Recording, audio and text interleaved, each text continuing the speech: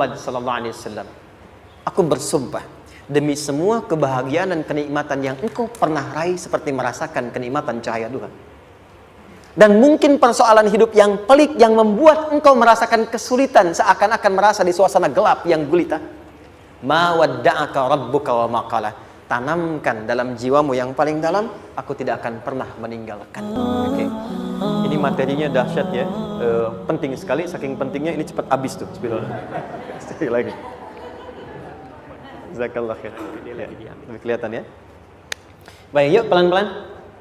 Jadi turunnya surah Ad-Duha dan surah Al-Insyirah, hikmahnya satu atau fungsinya satu, memberikan petunjuk bagaimana mengatasi satu persoalan sesulit apapun, tapi masih dapat menghadapinya dengan keadaan yang tenang.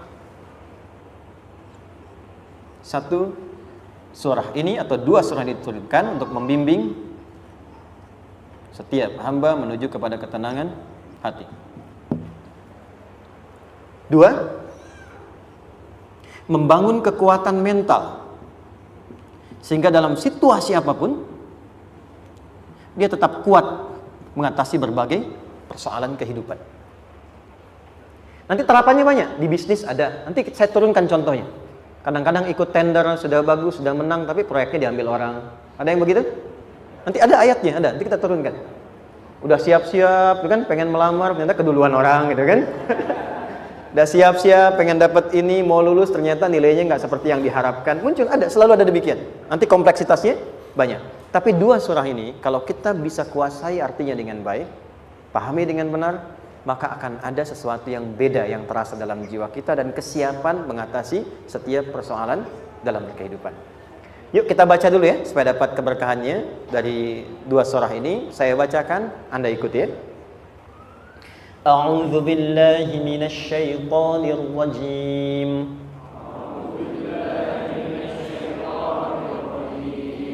Bismillahirrahmanirrahim.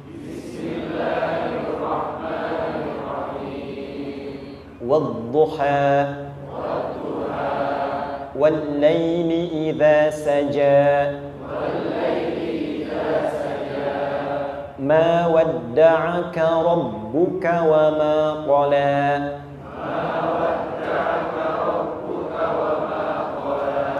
ما ودعك ربك وما قلى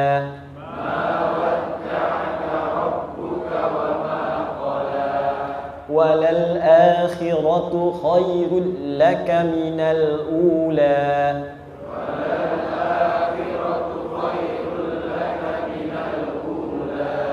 ولسوف يعطيك ربك فترضى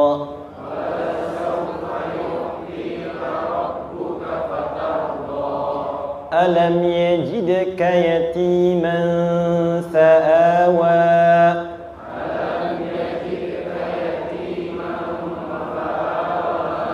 ووجدك ضالا فهدى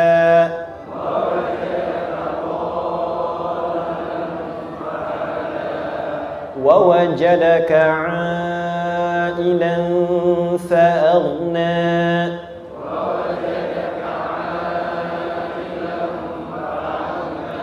فأما اليتيم فلا تقهر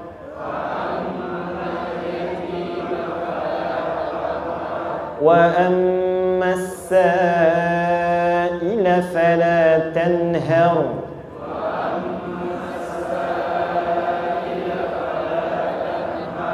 وأما بنعمة ربك فحدث.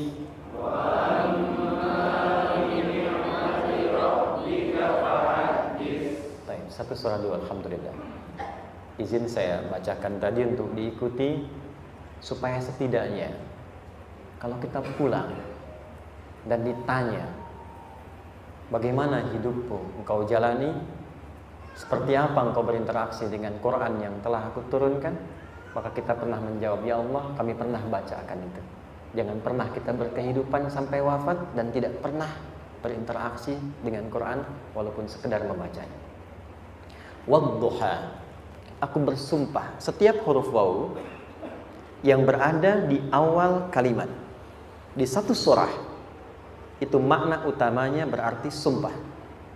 Ya, qasam, sumpah. Seringkali diartikan demi, ya. Wal asri, demi masa. Wal fajri, demi waktu fajar. Wal laili, demi malam. Intinya sumpah. Sebentar, pelan-pelan. Kalau Allah menyampaikan sesuatu kepada kita, yakin tidak? Saya ulang, yakin tidak? Serius? Hah? Kalau yakin, kenapa tidak dilakukan? Ya, itu pertanyaan besar ya. Baik. Kalau Allah menyampaikan, tidak bersumpah pun, harusnya kita yakin. Tapi kalau Allah bersumpah, dalam kaidah ilmu tafsir, berarti ada sesuatu yang sangat penting, yang saking pentingnya akan sangat dibutuhkan oleh setiap hamba, sehingga diminta setiap hamba itu fokus menyimak apa yang mau disampaikan. Bahkan saking pentingnya menyimak itu, Allah bersumpah. Jelas? Jadi kalau teman-teman menemukan di Quran ada ayat dibuka dengan sumpah, berarti ada kasih Allah yang tinggi yang akan disampaikan di ayat itu sampai meminta kita fokus untuk menyimaknya. Ad-duha, untuk memudahkan maknanya, teman-teman kalau waktu duha itu jam berapa ya? Oke, sebetulnya dimulai sejak matahari itu mulai naik, yang memantulkan ya atau menyinari cahayanya itu mulai terasa lembut.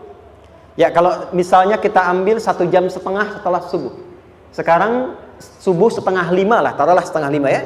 1,5 jam berarti jam 6 kan? Nah, itu awal duha tuh. Awal duha. Sampai ke pertengahan kurang lebih 9:30 jam 10. Akhir duha jam 11 sampai menjelang ke zuhur. Awal duhanya disebut dengan syuruk namanya. Syuruk. Jadi syuruk itu awal duha. Kalau sudah jam 6 ada cahaya matahari ya. Enak nggak ke tubuh kita itu? Nyaman nggak? Jam 8 enak nggak kalau berjemur ya? Jam 9 enak ya? Nah, ini kata kiasan dalam bahasa Arab. Kalau kita merasakan sesuatu yang enak, nyaman, memberikan manfaat yang banyak, itu orang Arab sering memberikan kiasan dengan waktu-waktu tertentu. Di antaranya duha. Jadi kalau kita menemukan kalimat duha, jangan langsung diartikan ke waktu duhanya. Boleh jadi yang diinginkan adalah makna di balik itu, yaitu semua kenikmatan dan kenyamanan yang didapatkan. Cara mengartikan ini, wadduha, aku bersumpah, kata Allah, ya Muhammad, demi semua kenikmatan yang kau rasakan dalam hidup, seperti engkau merasakan kenikmatan cahaya duha itu. Jelas? Wal laili idza saja, dan aku bersumpah, al-lail, lail itu apa? Malam. Baik, lail turunannya, layali jamaknya, lela, lili, lala, itu malam. Jadi kalau ada ibu leli, ibu malam-malam ya. Al-lail. Oke. Lail itu malam. Malam gelap nggak? Gelap. Tapi kalau gelapnya gulita, tidak ada cahayanya, gelap betul gitu. Gelap ya. Misalnya sedang kita dapati misalnya satu momentum padam lampu, padam semua, dan pas gerhana misalnya gelap sekali. Nah, itu bahasa Arabnya disebut dengan saja namanya. Ya, saja. Wal laili idza saja. Dan malam apabila telah gulita, zaman Nabi kan gak ada lampu ya, belum ada PLN ya, dan seterusnya, jadi gelapnya betul-betul gelap. Saya mau tanya sebentar, biasanya kalau situasi gelap itu mudah nggak menemukan benda tertentu?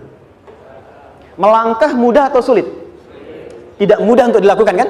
Dalam bahasa Arab, kalau kita ingin mengungkapkan satu kegamangan yang luar biasa, sampai kita merasakan gelap dan sulit melangkah, bukan hanya karena nggak ada cahaya, mungkin karena ada pekerjaan tertentu yang menyulitkan, masalah tertentu yang menyulitkan, sehingga merasa seakan-akan kita tuh gelap.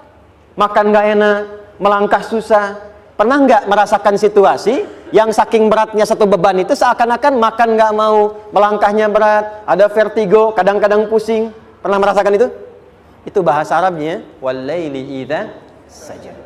Perhatikan kalimatnya, ya Muhammad sallallahu alaihi wasallam, aku bersumpah demi semua kebahagiaan dan kenikmatan yang engkau pernah raih, seperti merasakan kenikmatan cahaya duha. Dan mungkin persoalan hidup yang pelik yang membuat engkau merasakan kesulitan, seakan-akan merasa di suasana gelap yang gulita. Ma wadda'aka rabbuka wa ma qala. tanamkan dalam jiwamu yang paling dalam, aku tidak akan pernah meninggalkanmu. Ada suami pulang dari pekerjaan, mendapati istri sedang termenung dan mengalir air matanya. Tiba-tiba suaminya datang mengatakan, hangat sekali pada istrinya, di sampingnya, membelainya dan mengatakan, "Ma, demi semua suka yang pernah kita lalui bersama, dan demi duka yang mengalirkan air matamu saat ini pun, tanamkan dalam hatimu yang paling dalam, Papa akan selalu bersama Mama dalam setiap situasi itu." Kira-kira para ibu merasakan itu bagaimana perasaannya? Masa sih? Tapi itu menarik loh. Menarik ya. Jadi kalau teman-teman ngaji surat Yusuf, di surat Yusuf itu laki-laki diilustrasikan dengan matahari, perempuan diilustrasikan dengan rembulan. Ya. Inni ra'aitu ahada asyara kaukaba wasyamsa wal qamara ra'aituhum li sajidin. Ayah, aku melihat bulan dan matahari serta 11 gemintang sujud hormat kepadaku. Jadi matahari diartikan itu sebagai laki-laki, suami, ayah. Kenapa disebut matahari? Diilustrasikannya, matahari itu kan menyengat dengan kuat. Kalau kita menjemur, mengeringkan pakaian, melindungi. Tipikal suami itu melindungi. Ada yang ganggu istri, sengat dengan kuat. Ada air mata yang mengalir, hei, keringkan itu sehingga tidak larut air mata mengalir di pipinya. Itu matahari. Sebaliknya rembulan. Rembulan itu kan enak dipandang, bukan bulannya ya. Bukan bulannya. Kalau bulannya kan desainnya nggak sempurna, baik terlihat. Tapi cahaya rembulannya tampil dengan indah, tampil dengan baik, enak dipandang, menenangkan, dan tidak tertukar. Jangan sampai ada istri jadi matahari, suami jadi rembulan. Jelas ya? Dengan kekuatan bulan aku menghukummu, ya kan? Itu salah. Oke. Tahan sampai sini, tahan. Lihat baik-baik. Saya berhenti sampai sini dulu.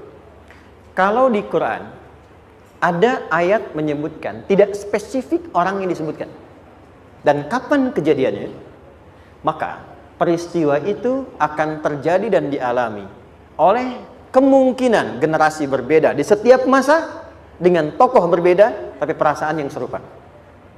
Sebaliknya, kalau disebutkan namanya, jelas identitasnya, kapan kejadiannya, maka peristiwa itu hanya akan menimpa orang tersebut dan tidak akan dialami lagi orang lain setelahnya. Saya tanya dulu yang akhwat, yang perempuan, kenal Maryam? Kenal, bagus. Kenal di mana? Maryam anaknya Imran, mengandung, melahirkan Isa alaihissalam, Yesus Mesias, tanpa disentuh laki-laki manapun. Dan di Quran identitasnya disebutkan langsung, Maryam binti Imran, wa Maryam ibnata Imran. Ini menunjukkan kesan bahwa yang mengandung dan melahirkan tanpa disentuh laki-laki manapun, itu hanya Maryam anaknya Imran. Ingat ya, mengandung, melahirkan tanpa disentuh laki-laki manapun. Bukan mengandung, melahirkan tanpa suami, kalau itu banyak dia. Ya, mengandung, melahirkan tanpa disentuh laki-laki manapun. Hanya Maryam binti Imran. Tapi kalau nggak disebutkan siapa orangnya, kapan kejadiannya, tidak detail disebutkan, ini artinya situasi itu akan dialami kembali oleh orang di masa depan dengan generasi yang berbeda tapi substansi yang sama. Pertanyaannya, pernahkah kita mengalami situasi yang sulit sampai seakan merasa gelap? Nah, baik, maka adab yang pertama, jika mengalami situasi seberat apapun dalam berkehidupan, maka dekati Allah Subhanahu wa ta'ala. Ini awalnya, dekati Allah. Apalagi kalau ada yang mengatakan ini nggak mungkin, ini nggak akan terjadi, ini nggak bisa. Kalau sudah ada tanda seperti itu tanda langsung dari Allah supaya Anda diminta langsung mendekat kepada Allah dan tinggalkan semua makhluk. Karena Allah hanya akan mengabulkan langsung kepada Anda tanpa perantara siapapun. Itu yang terjadi pada Nabi Zakaria. Ini nggak mungkin, ini mustahil. Maka beliau langsung memohon kepada Allah dan langsung menyebutkan, ya Allah, saya minta darimu saja, tidak dari yang lain. Maka dikabulkan seketika. Jadi yang pertama, jika punya kesulitan sebesar apapun, seberat apapun, cepat dekati Allah.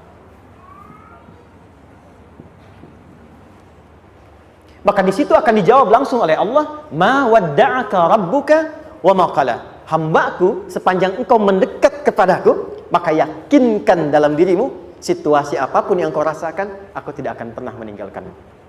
Sudah? Satu? Paham sampai sini? Oke.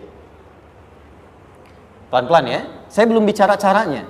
Saya baru bicara Di awal motivasinya, dekati Allah dulu, nanti caranya didetilkan di surah Al-Insyirah. Teruskan. Ma wadda'aka rabbuka wa ma qala. Walal akhiratu khairul laka minal. Perhatikan. Hei, seberat-berat bebanmu saat ini, ingat, satu saat akan tuntas.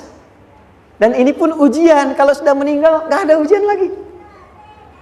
Dan nanti kehidupan yang sekarang, apapun yang kau pertentangkan, perdebatkan, perselisihkan, itu semua akan ditinggalkan. Jadi ternyata Allah mengungkap hakikat kehidupan dunia. Apapun yang diperselisihkan, tuh unik ya. Orang berselisih pada yang akan ditinggalkan. Aneh nggak? Ada orang berebut makanan, kan? Rebutan sampai berkelahi dan sebagainya. Pada akhirnya, makanan yang diperebutkan itu pun akan ditinggalkan. Yang ini meninggal, itu meninggal. Jadi memperebutkan sesuatu yang pada akhirnya akan berakhir.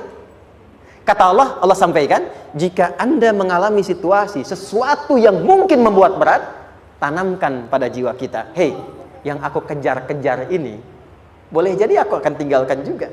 Kenapa aku harus menangisi dan larut pada sesuatu yang tidak abadi? Maka Allah hibur kita dengan mengatakan, kamu tenangkan diri dulu. Semua yang kamu pikirkan sampai membuat kamu berat begini, pada akhirnya kamu tinggalkan. Dan yang abadi itu akhirat. Walal akhiratu khairul laka minal. Dua, pelan-pelan sikapi setiap masalah dengan proporsional. Jangan terlalu larut dalam sesuatu. Dapat job satu, pengen, udah siap, kontraknya besar, tiba-tiba hilang. Dipikirin, Anda mikirkan itu pun gak akan balik. Proporsional aja dulu. Ya, nanti caranya akan turun nanti di Al-Insyirah. Tenangkan diri dulu. Prasangka baik kepada Allah Subhanahu wa taala. Boleh jadi apa yang Allah ingin berikan sebagai pendahuluan sekarang belum sampai kepada kita karena Allah menyiapkan yang lebih baik di balik itu. Kita belum tahu ada apa di balik itu sehingga kita tidak dapatkan itu. Sehingga kemudian Allah katakan walal akhiratu khairul laka minal ula. Teruskan. Wala saufa yu'tika rabbuka. Pelan-pelan. Orang yang punya sikap seperti ini itu cenderung lebih dekat mendapatkan ridha Allah dibandingkan dengan orang-orang yang larut dalam kesulitan. Orang yang move on dengan setiap persoalan dalam kehidupan, cepat berpikir secara proporsional, tidak menggantungkan hidupnya pada persoalan tertentu sehingga membuat dia menjadi beban, itu lebih mendekatkan dirinya kepada ridha Allah dibandingkan dengan orang yang meratapi persoalan hidupnya. Ya. Pelan-pelan. Jadi spiritnya, kalau punya masalah apapun, jangan dilarutin terus. Gak usah diratapi, cepat move on. Berpikir lagi, rencanakan lagi. Nanti, detailnya ada di Al-Insyirah. Tapi poin besarnya, janji Allah mengatakan, kalau Anda bisa move on, proporsional, maka yang dijanjikan oleh Allah, di situ Allah percepat datangnya ridha Allah Subhanahu wa taala. Kalau ridha Allah sudah datang, maka akan dua yang diberikan. Pertama kali, ketenangan di dalam jiwa, dan yang kedua, kemampuan untuk berikhtiar lebih baik mencapai apa yang diinginkan. Satu, kalau ridha Allah sudah diberikan pada seorang hamba, yang pertama diberikan ketenangan dalam jiwa. Bukan dunianya dulu. Bukan apa yang Anda ingin harapkan dulu. Pengen sesuatu, ya, pengen materi, pengen kedudukan, pengen lulus anaknya ujian, ya kan? Tiba-tiba terjadi sesuatu, diratapin, alih-alih meratap, alih-alih membuat status, alih-alih menyulitkan diri, kata Allah, terima dulu proporsional. Setelah itu dekatkan diri kepada Allah, turun ridha Allah, begitu turun yang pertama diberikan ketenangan kepada hati. Tenang dulu. Kalau sudah tenang, nanti dibimbing menyelesaikan apa yang sedang dihadapi itu. Itu poin yang ketiga. Pelan-pelan. 4. Kita masuk ke detail sekarang. Perhatikan baik-baik. Ini yang paling menarik. Alam yajidka yatiman fa'awa. Muhammad SAW, bukankah dulu engkau yatim? Punya banyak masalah? Aku selesaikan juga. Ayahmu meninggal sebelum lahir, ada ibu. Ibu meninggal, ada kakek. Kakek meninggal, ada paman. Ya kan? Ada teman yang menemani Sayyidah Khadijah. Teman yang setia. Semua kebutuhan tersedia. Artinya apa? Perhatikan baik-baik. Kalau Anda punya masalah sekarang, jangan sampai melupakan yang dulu-dulu pun pernah tuntas Allah selesaikan. Jadi kalau sekarang sedang punya persoalan, jangan sampai satu masalah ini membuat Anda kehilangan harapan dan kehidupan, Sementara Anda sadar, dulu pun banyak masalah kok selesai juga. Kenapa dengan yang satu ini kita harus jatuh? Sekarang usia berapa?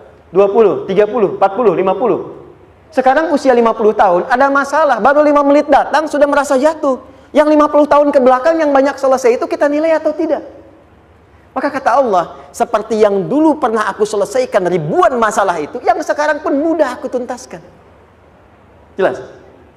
Nah, secara psikologi, orang-orang yang selalu bertindak seperti itu akan selalu punya harapan lebih tinggi untuk menyelesaikan persoalannya. Jadi kalau sedang punya masalah, pikirkan yang dulu juga selesai, masa yang sekarang nggak selesai. Itu prinsipnya. Secara psikologis demikian. Jelas ya? Oke. Wa wajadaka dhallan fahada.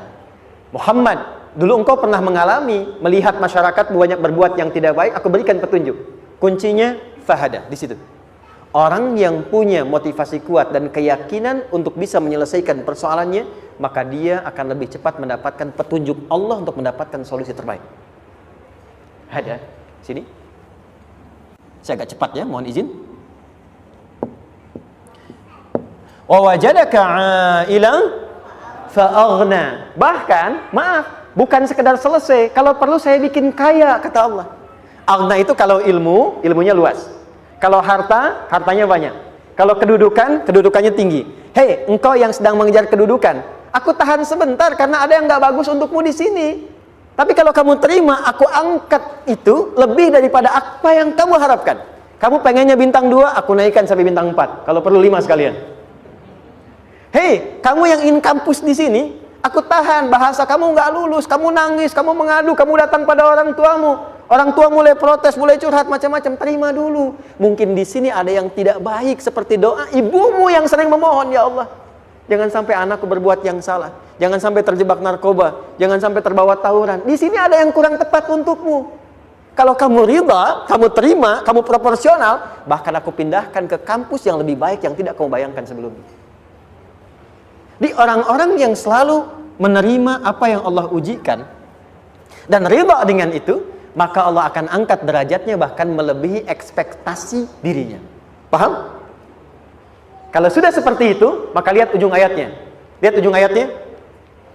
Fa'ammal yatima fala taqhar. Maka jangan pelit berbagi kepada orang lain. Share. Kalau sudah sukses, share. Berbagi, bukan hanya materi, bagi ilmunya, ya, bagi kebahagiaannya.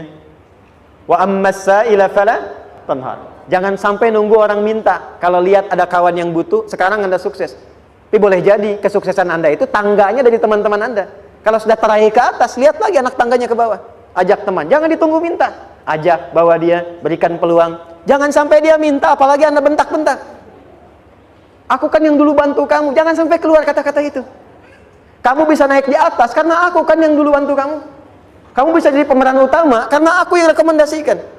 Karena aku yang dorong kamu, misal. Jangan sampai keluar kata-kata itu. Apalagi langsung keluar, tidak. Ini karena ilmuku saja misalnya. Kalau itu bisa dilakukan dengan baik. Lihat ujungnya. Wa amma bi ni'mati rabbika fahaddits.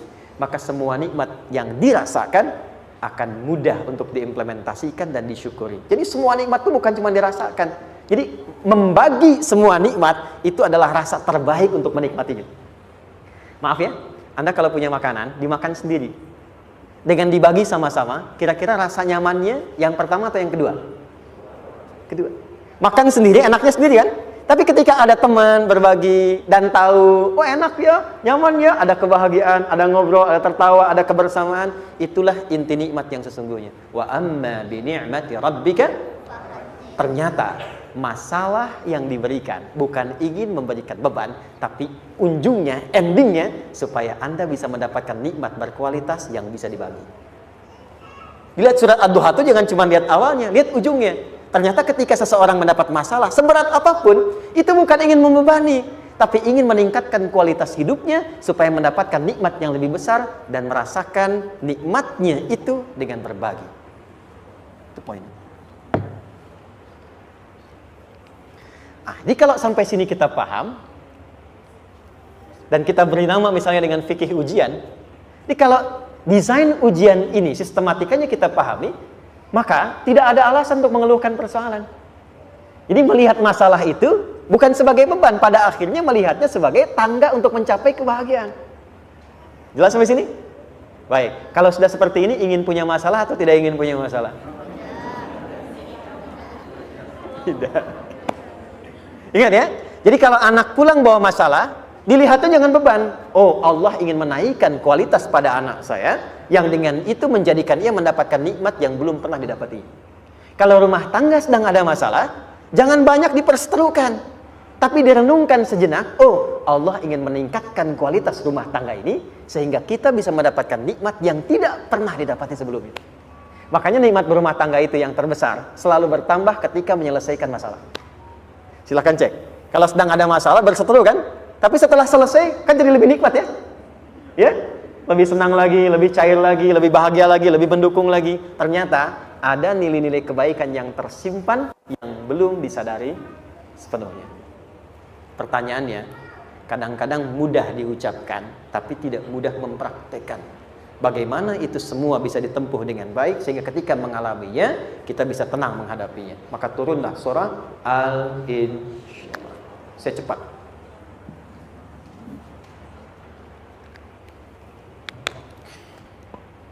Teman-teman, ini apa? Kelas ya? Baik, pelan-pelan sedikit. Kira-kira volumenya besar kecil? Kecil ya? Baik. Kalau saya bandingkan dengan gayung, volumenya besar mana? Gayung ya? Baik. Kalau ini saya perlebar, sehingga bisa memasukkan apapun ke dalamnya. Itu bahasa Arabnya disebut dengan insyirah namanya. Jelas? Meluaskan sesuatu sehingga terlihat lapang, sehingga memudahkan setiap hal masuk ke dalamnya. Itu insyirah namanya. Surah ini diberi nama dengan surah Al-Insyirah, yang berarti sesuatu yang lapang, yang tenang, yang nyaman. Yang diharapkan dengan keadaan hati yang lapang, nyaman, tenang itu, segala persoalan yang dihadapi dalam kehidupan akan mudah diterima dan tidak berdampak besar dalam menyikapinya. Maka bagaimana kemudian Allah memberikan turunan-turunan petunjuk supaya apa yang diharapkan ini bisa tercapai?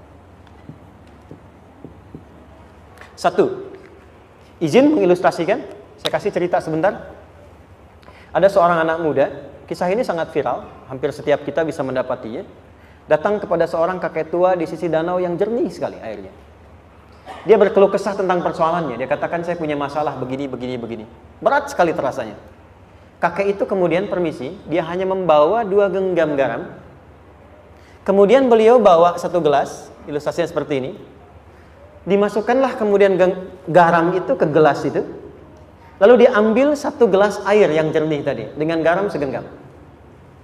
Kata beliau, minum. Pemuda itu mengatakan, wah asin, minum aja dulu. Lalu ketika diminum, langsung ditumpahkan. Dia muntahkan, asin katanya. Lalu setelah itu kakek yang tadi melepaskan segenggam sisanya, dilempar ke danau tadi yang luas. Lalu diambil lagi dengan gelas yang sama. Sekarang minum. Bagaimana rasanya? Segar, enak, nyaman. Itulah hatimu. Kalau hatimu sempit sesempit gelas ini, maka masalah sekecil apapun akan selalu menghadirkan kesulitan seperti engkau menelan garam tadi.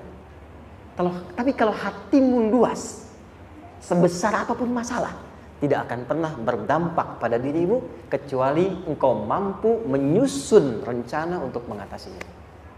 Kelapangan hati yang membuat diri kita mampu menerima persoalan apapun, itu yang disebut dengan insyirah.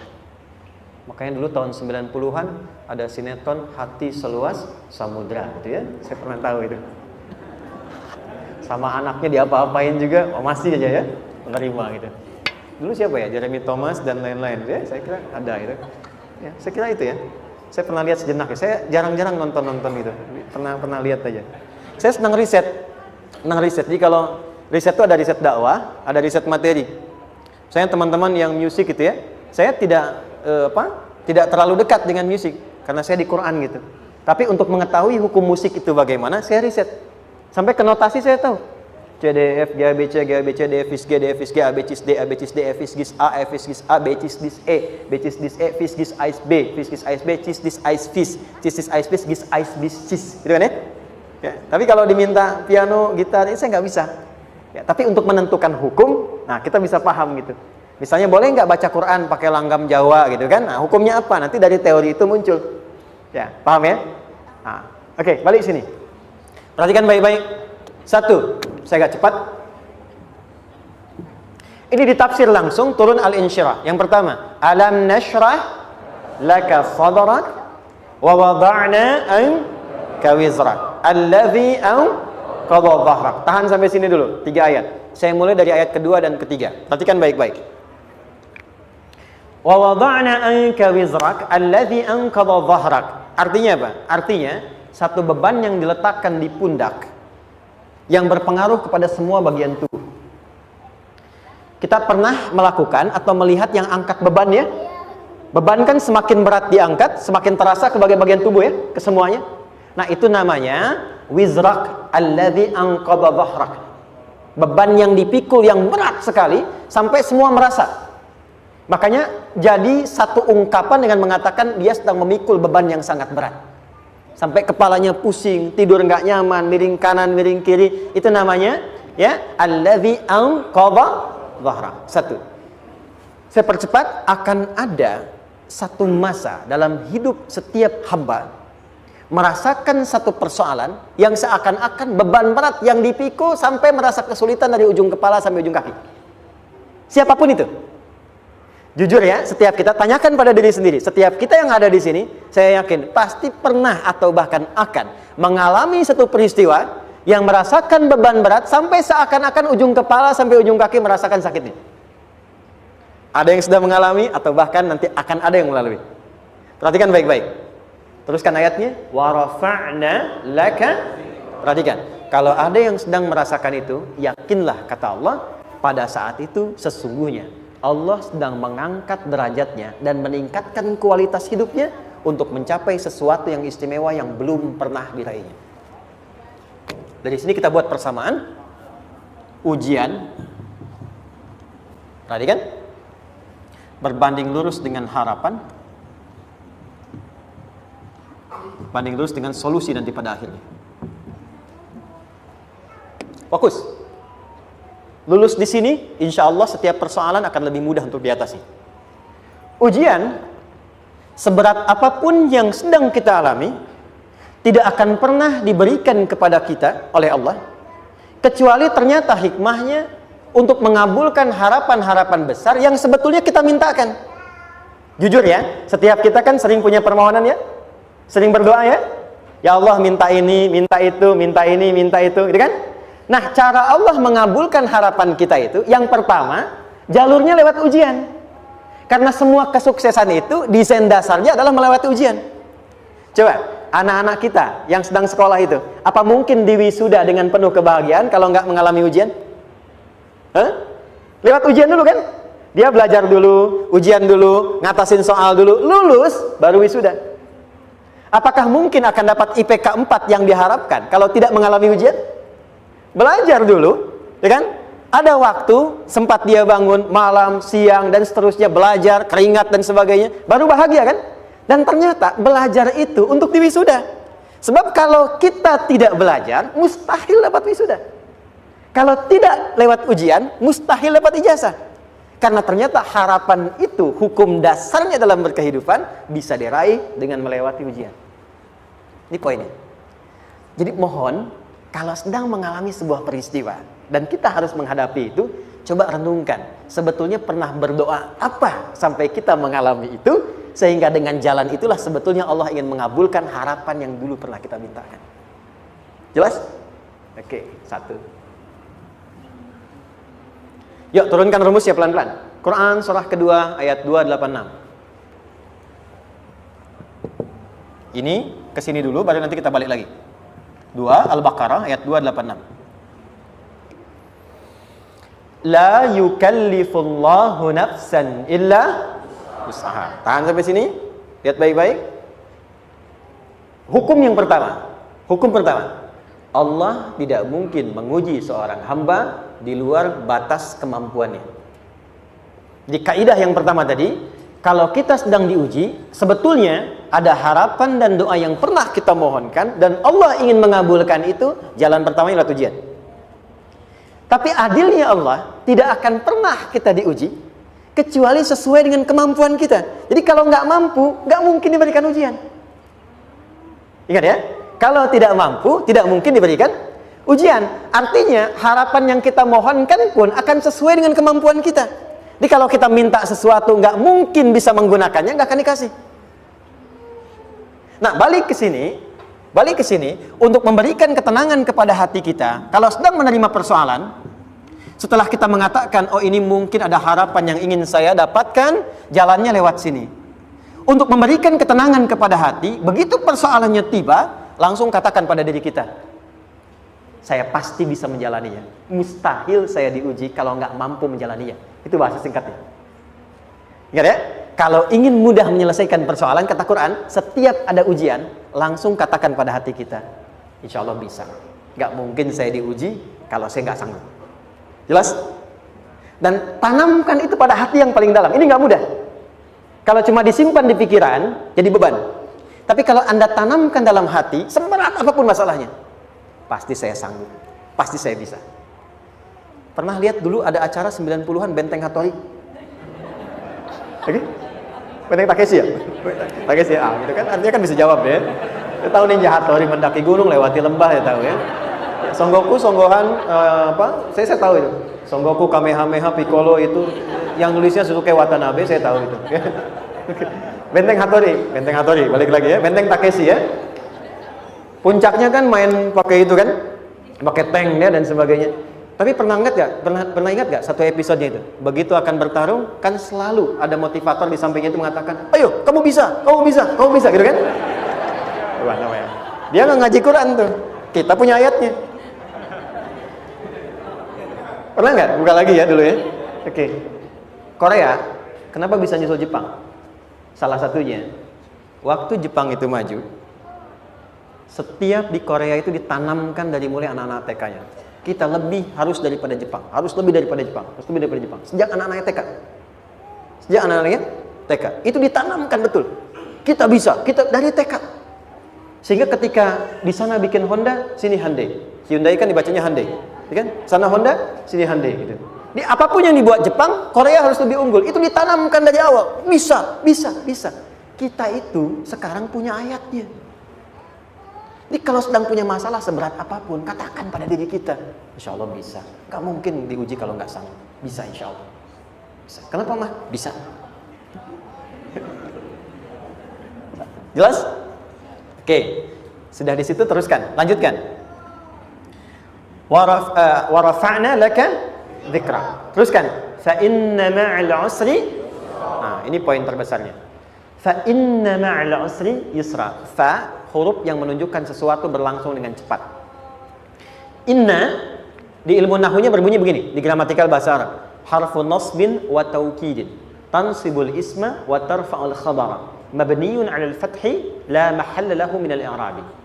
Paham? Tidak. Inna huruf yang digunakan untuk menguatkan informasi agar ditancapkan ke dalam hati sekuat-kuatnya dan jangan pernah ragu. Jadi kalau orang Arab itu nancapkan tongkat begini dan kuat, tidak goyah, itu nasab namanya. Nasabar rajul asahu fil ardi. Inna ini harfu nasab. Jadi kalau ada di Quran dibuka informasinya dengan inna, maksudnya begini, hei, tancapkan informasi dalam hatimu dengan kuat, jangan pernah ragu. Yakinkan pada dirimu. Apa yang harus diyakinkan? Ma'al usri yusra.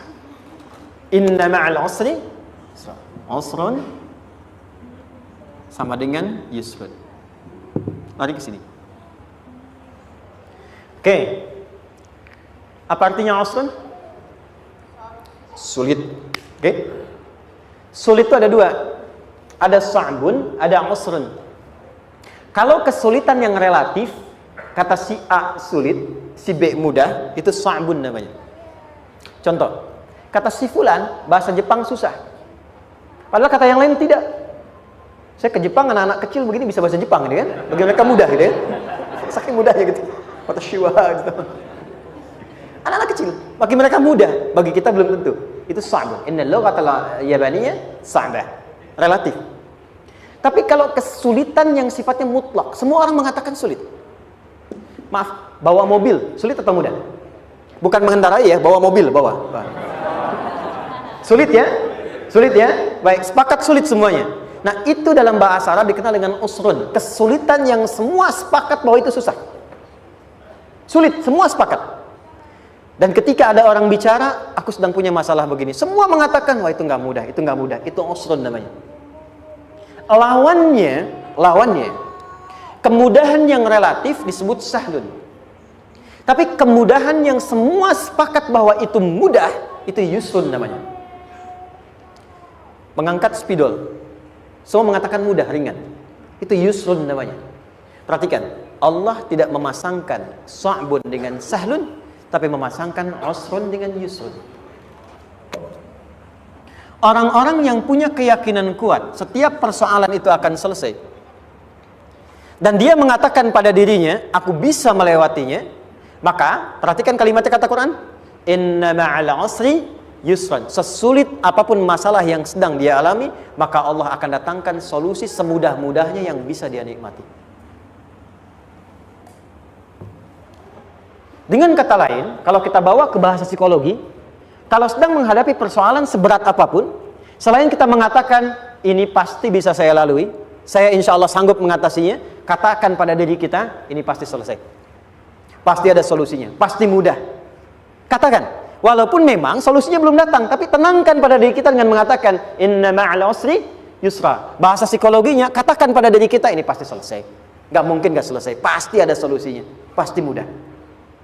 Itu lebih memberikan harapan pada diri kita untuk menuntaskan persoalan dibandingkan dengan meratapinya. Jelas? Teruskan. Fa inna ma'al usri. Kalau masih ragu kata Allah, katakan lagi sekali lagi. Sampai hati kita merasa nyaman. Jadi kalau sedang punya persoalan seberat apapun, tanamkan pada diri kita, pasti selesai. Belum nampak, insya Allah pasti selesai. Gak mungkin diuji kalau gak ada solusi. Itu lebih memberikan harapan. Setelah itu, fa idza faraghta, mitigasi masalahnya, mitigasi persoalannya. Tuliskan, ini masalahnya apa? Rumah tangga, apa saja misalnya. Dia ada suami, ada istri, ada anak-anak. Masalah ada di mana? Kadang-kadang menangnya jadi kusut karena satu-satu nggak segera diselesaikan. Maka kata Al-Quran, fa'idha faraghta, satu-satu mitigasi dulu. Satu masalah di sini, lihat di suami, lihat di istri. Kalau pekerjaan, masalahnya apa? Sebelum bercabang kemana-mana, petakan. Apakah rekanannya? Apakah relasinya? Apakah kemampuannya? Apakah manajerialnya? Apakah marketingnya? Mitigasi, kotaki semua, selesaikan satu-satu. Setelah itu, apa yang dilakukan? Wa ila rabbika, tawakal sepenuhnya kepada Allah untuk menentukan hasilnya. Tawakal itu yang paling mahal.